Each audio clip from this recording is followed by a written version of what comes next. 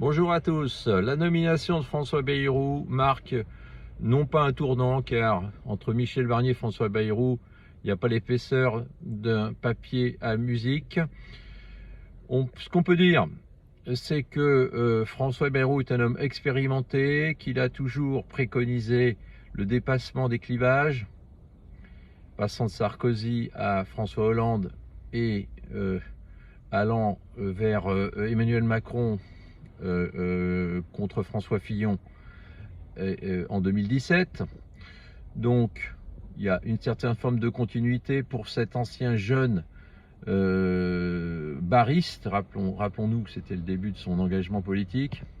François Bayrou est un homme de culture, un ancien professeur d'histoire, devenu maire de Pau sur le Tard, qui lui a donné probablement un petit peu plus de sens du concret, du pragmatisme. À l'éducation nationale, il n'a pas laissé une trace indélébile. On cherche en vain des réformes utiles à ce ministère. Donc ça, c'est un petit peu le problème. Est-ce qu'il sera un homme d'action? Pourra-t-il faire quelque chose en tant que Premier ministre?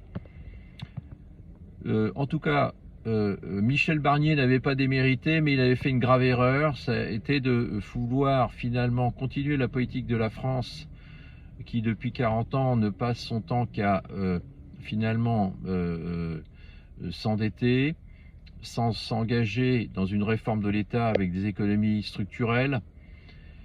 40 milliards d'impôts préconisés pour augmenter pour le budget, c'est vraiment une purge. Alors que François Bayrou doit absolument éviter, il doit faire un budget sans augmentation d'impôts.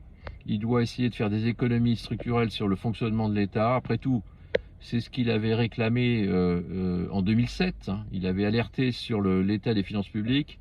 Donc François Bayrou a l'occasion sur le tard de prouver que toute son expérience politique va servir à quelque chose.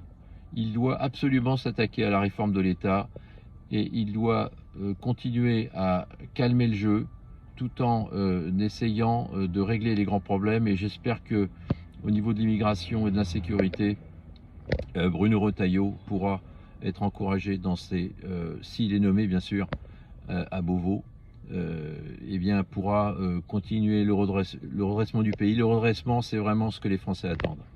Bonne chance à lui en tout cas, car tous les Français ont intérêt que leur pays redémarre.